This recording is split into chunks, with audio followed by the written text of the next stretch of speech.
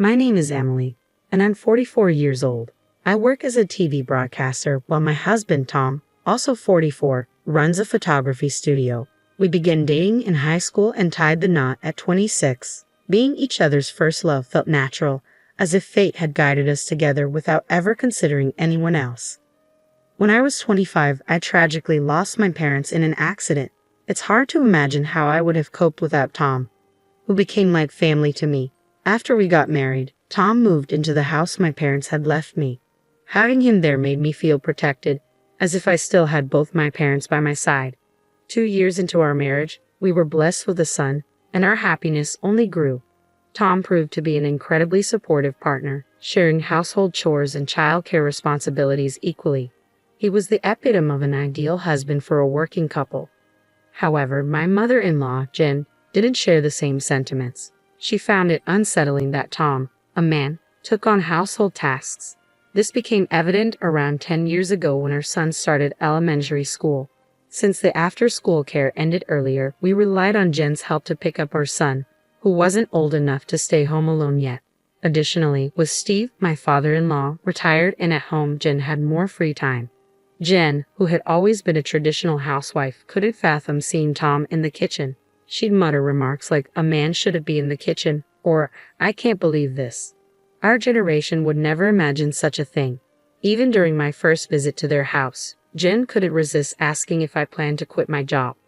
Her mindset was stuck on the idea that women should be housewives, and she seemed disapproving of my glamorous job as a broadcaster. However, Tom, who had known my passion for broadcasting since our high school days, always supported my dreams. I wholeheartedly supported Tom's dream of becoming a photographer, and working together felt entirely natural to us. We navigated the challenges of nursery school together, but just as we thought elementary school would bring some ease, we encountered the inflexibility of after-school care. This situation forced us to lean more on Jane for assistance. As Jane began to frequent our home, she couldn't resist making comments about the household chores. "The laundry isn't folded properly," or "Isn't this cleaning a bit sloppy? There's dust over there," she'd remark. Tom, ever nonchalant, would respond with ease, "Oh, I'm in charge of the laundry. Is that not okay? Or it's fine. No one dies from a bit of dust." Yet she persisted, complaining to Tom behind my back, questioning his willingness to take on domestic tasks. Despite her critical nature, Jane's help was appreciated, so I chose to listen without confrontation. On the other hand, Jen, with her old-fashioned views, surprisingly embraced modern technology. She boasted about being the only one among her friends to own a smartphone, utilizing it for various tasks. "See, you can do this kind of thing so easily now," she'd say, advocating for convenience. Our family relied on a delivery service for our weekly shopping, which seemed to irk Jane. "You should just go shopping yourself," she'd insist, deeming the delivery fee wasteful. However, when she discovered the convenience of online ordering, she encouraged me to follow suit. "Why don't you do this, Emily?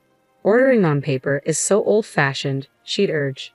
During Jane's late-night stays, as Tom and I prepared dinner, she'd excuse herself, citing the need to return home for Steve's meal. "He won't eat if he's alone," she'd claim, leaving us to ponder Steve's inability to handle any household chores. "Tom, how is it that you, raised in such an environment, are so cooperative with household tasks?" she'd question, unable to comprehend his willingness to share responsibilities. I once asked Tom why he was so diligent with household chores, and he confided that his mom often complained about his dad's lack of help. Determined not to face similar grievances, Tom made a conscious decision to share the load when he got married, learning from his parents' negative example. Interestingly, Jan, Tom's mom, seemed to have a different perspective. She was irked by her husband's reluctance to do housework, yet found it amusing that her son willingly pitched in. It was perplexing to me, but I chalked it up to Jan's tendency to grumble, so I kept my distance. Little did I know, Jan felt so cornered that she resorted to drastic measures like attempting to sell our house without permission. That summer, I was presented with a rare opportunity by my company, a 2-month business trip overseas to cover a sports broadcast at the World Championship. It was a career milestone I couldn't turn down. When I consulted Tom, he was swamped with his own tasks but assured me of his support. However, he expressed uncertainty about managing our son John on his own. Sensing my dilemma, Jan offered to step in. Despite my reservations based on past experiences, I had no other viable options, so I reluctantly entrusted John to her care. We contemplated having Tom and John stay with Tom's parents, but the logistics of commuting to school from there posed a challenge. Ultimately, Jane agreed to stay at our house during weekdays to oversee things. With everything arranged, I embarked on my business trip, successfully completing the sportscasting work and advancing my career, albeit exhausted and relieved upon my return to the U.S. As I arrived at my house on a weekday afternoon, lugging a heavy suitcase, I was met by Jane at the entrance. She seemed oddly eager, as if she had been waiting for me. Just as I was about to express my gratitude for her help in looking after the house during my absence, she dropped a bombshell. "This house sold for $300,000, of taking the full amount," she declared matter-of-factly. My tired mind struggled to process her words. "Our house sold?" I asked in disbelief. Jane's eyes sparkled with excitement as she confirmed, "Yes, this house."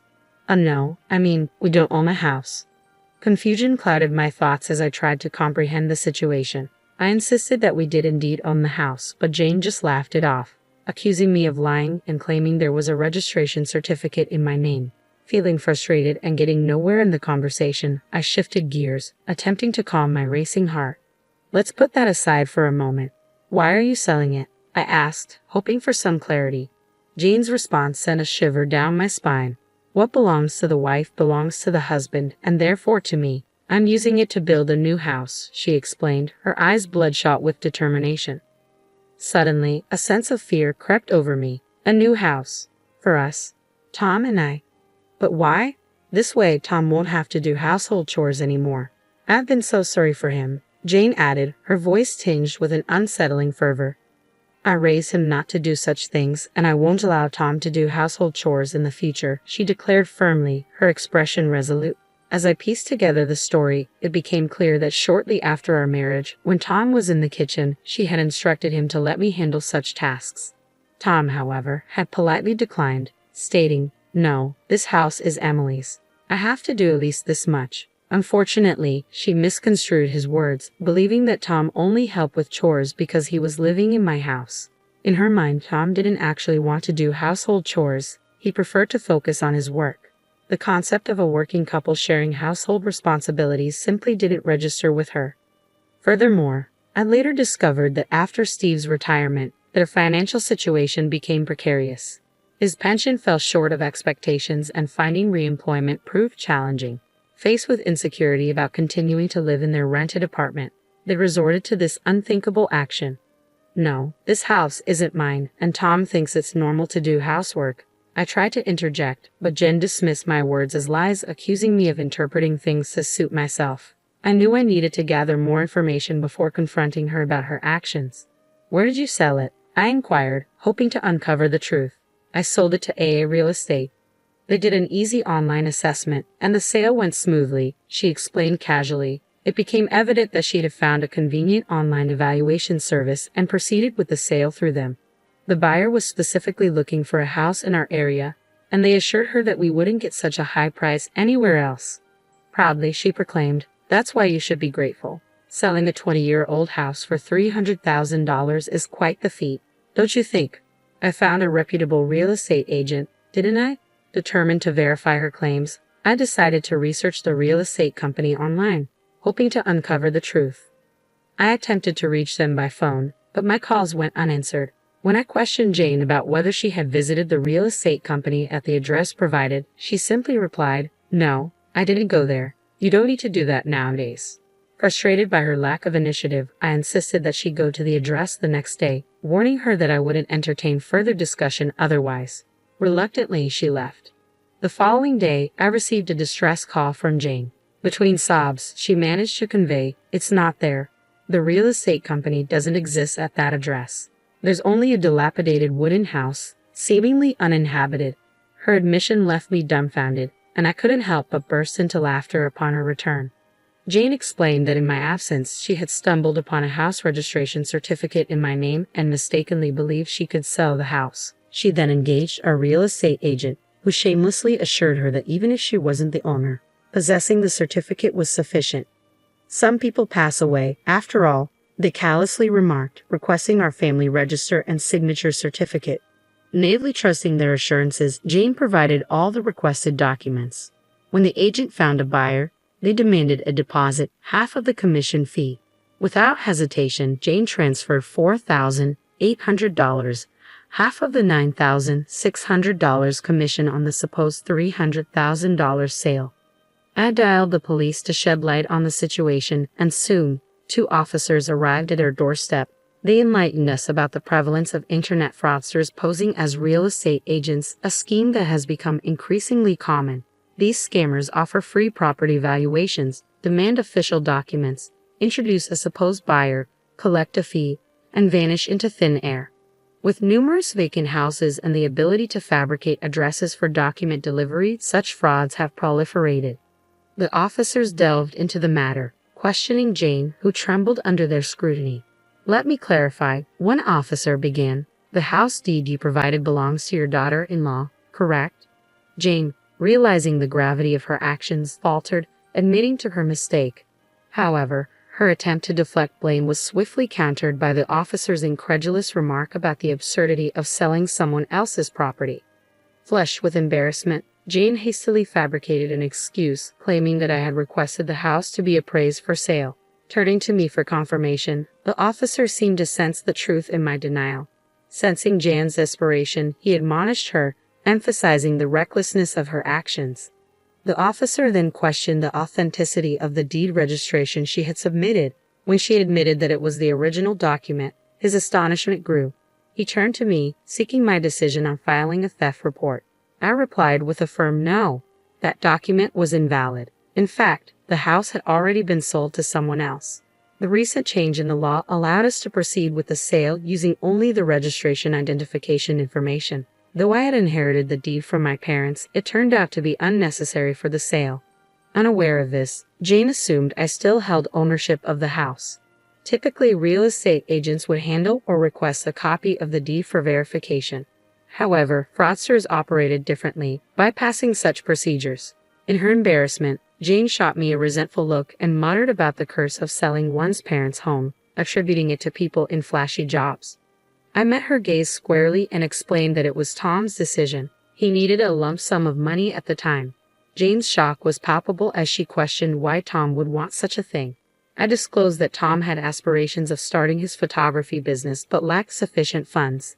The house, our main asset, was sold to an acquaintance and we rented it back. As I recounted the entire story, Jane's demeanor shifted. Her shoulders slumped, and through tears, she murmured, "So Tom's success now is because of you selling the house, Emily."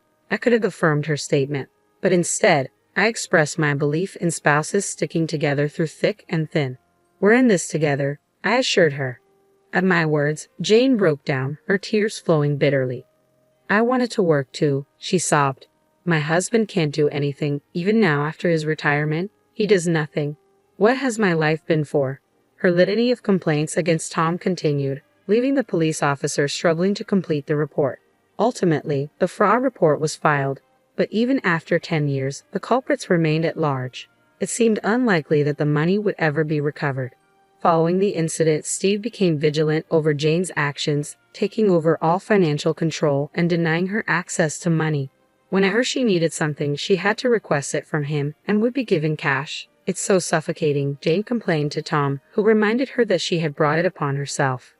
Now, with no disposable income, Jane sought work through senior job listings and currently teaches the elderly how to use smartphones. She is well regarded for her ability to empathize with the struggles of older learners. Steve, perhaps due to his pride, found senior jobs unsuitable and soon quit, providing no income. These days, Jane is busier, often leaving Steve with household duties as she goes out. Interestingly, he's taken an interest in cooking and is getting quite good at it. The roles in Tom's parents' house have reversed, but both seem to have found new fulfillment. As for me, after my overseas business trip, I successfully climbed the career ladder and now anchor the evening news. Tom's photography studio is thriving. And we've managed to save enough to consider buying back and renovating the family home. We're grateful to our acquaintance for allowing us to keep the house despite the outrageous incident. It worked out well for Tom's parents in the end. Our son is turning 17 and approaching adulthood, so I've shared this story with him as a cautionary tale about internet fraud. However, to preserve his grandparents' dignity, I've kept the part about them trying to sell our house a secret.